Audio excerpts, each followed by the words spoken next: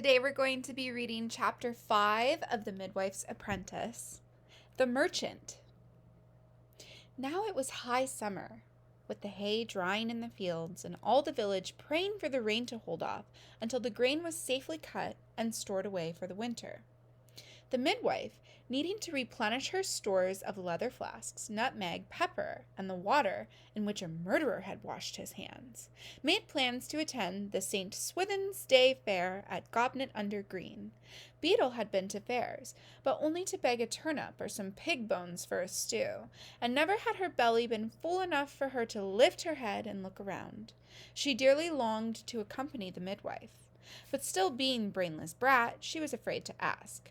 And so, the day before the midwife's departure, Jane set Beetle a score of tasks to accomplish in her absence, and made ready to leave without the girl. Beetle knew this was an important journey, for the midwife soaked herself in the mill pond, dried her hair in the sun, and sharpened the pleats in her best wimple. She sang to herself as she worked, a tuneless tune that Beetle supposed a witch's spell, until she recognized it as "Summer is a-comin' in," sung by someone who lacked the practice and the heart and the sweetness to sing. On her way back to the cottage, laden with newly washed clothes spread in the sun, the midwife tripped over Walter the blacksmith's second-best pig and fell. Left leg twisted beneath her. Her furious oaths made Beetle truly fear she was a witch, for only someone who had truck with the devil could know such words. Although bellowing that Beetle was stupid as a woodchuck and clumsy as a donkey in a dress, the midwife allowed the girl to help her into the cottage and onto her straw bed. "Broken, by God's whiskers, broken," she moaned, feeling her ankle, and she set about telling Beetle how to pack the bone set, herbs, and wash the rags about the limb. Beetle feared this meant that because the midwife could not walk, she could not work, and thus would need Beetle's help no longer.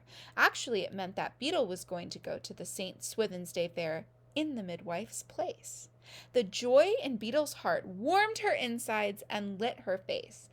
Even through the midwife's ranting about lack of wit and the dire consequences if she were to lose the silver pennies, or spend too much, or come home with the wrong things.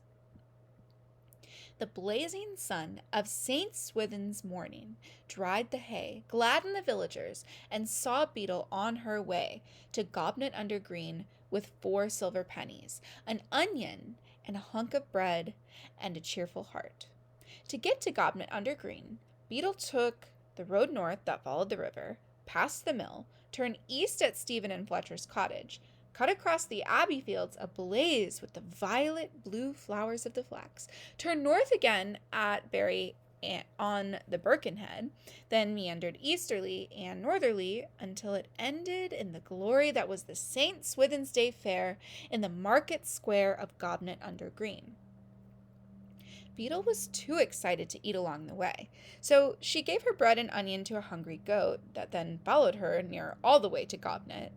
When she arrived at the fair, she did not know whether her lightheadedness was from hunger in the sun or the thrill of being in the midst of such gaiety and color, and she did not care.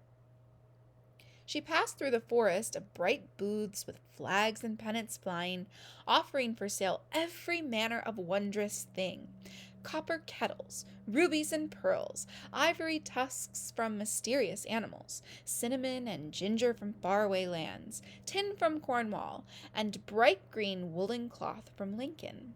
She laughed at the puppets, wondered at the soothsayers, applauded the singers, and cheered for the racing horses. Her nostrils quivered at the smells of roasting meats and fresh hot breads and pies stuffed with pork and raisins, but her guts still trembled with excitement, and she was content just to smell. As forenoon gave way to midday, Beetle wandered the fairgrounds. As midday turned to late afternoon, she remembered why she was there. She sniffed all the spices for free before buying nutmeg and pepper. The hangman was doing a brisk trade in murderer's wash-water, but Beetle was at last able to secure a bottle. At the end of the street of the cup-makers, Beetle was told, just before the church of Saints Stingad and Vigor, she could find the best prices on leather flasks, and so she did. The merchant's booth was also filled with sundry other wares for wondering-at: shiny brass needles, ribbons of red and lavender, copper spoons and bronze knives, boots of fine red leather with embroidery on the toes, and combs of polished wood and ivory. Beetle had never used more than her fingers to comb the burrs and thistles from her hair, and probably could have lived her life so doing. But on one of the combs, between the 2 rows of teeth, was carved a sleeping cat. He looked so much like the cat Beetle knew that she ached to own it. For long minutes she held the comb, looked at it this way and that, smelled the fragrant wood, and admired the sleeping cat. Then, with a great sigh, she put it down and turned to bargain with the merchant for the flasks. Although, or perhaps because, she was new at the bargaining game, Beetle handled it with such charming solemnity that the merchant took a fancy to the skinny young thing and, with a broad wink, threw the comb with the cat into the pack with the flasks. "Comb those long curls till they shine, girl, and sure you'll have a lover before nightfall." Another wink, and the merchant turned to his next customer. The comb was hers. Beetle stood breathless, for fear someone would snatch it back. Never had she owned anything except for her raggedy clothes and occasional turn-ups, and now the comb with the cat was hers.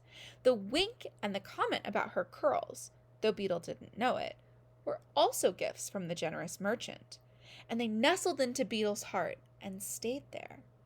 Beetle settled the pack on her back and started for the village. In front of the church of Saints Stingad and Vigor, she stopped to pull the comb through her hair. Curls! Were these tangles then curls? Beetle leaned over the horse trough and examined her hair in the still water. Definitely curls, surrounding a thin little face with big eyes and a pointed chin, big nose and big ears, and the curliest hair at the fair. "This is me then, Beetle," she said, and looked again. "Alice! Hey, Alice! I need you!" said a man, pulling at Beetle's sleeve. She looked about for this Alice. "Alice here. What do this say?" he asked, thrusting a piece of leather with marks on it under Beetle's eyes. She blinked and looked at him. "Who is Alice?"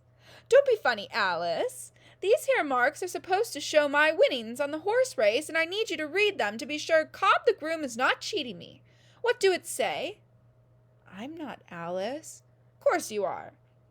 The man leaned over and peered closely into Beetle's face. "Wait!" he shouted, spraying her with spit. "You're not Alice. You look like Alice. Where is Alice? Alice!" And off he went to find Alice to make sure Cobb the groom was not cheating him on the horse race. Beetle stood perfectly still. What a day!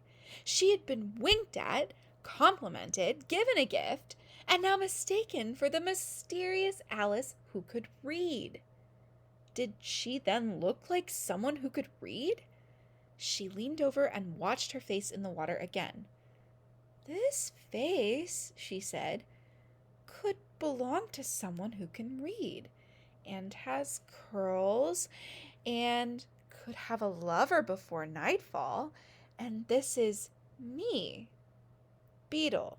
She stopped. Beetle was no name for a person, no name for someone who looked like she could read. Frowning, she thought a minute, and then her face shone as though a torch were fired inside her. "Alice," she breathed. Alice sounded clean and friendly and smart. You could love someone named Alice. She looked back at her face in the water. "This then is me, Alice." It was right. So the newly called Alice shifted the pack on her shoulders, and, with her head back and bare feet solid on the ground, she headed back to the midwife's cottage and never noticed when it grew cool and dark, for the heat and light within her.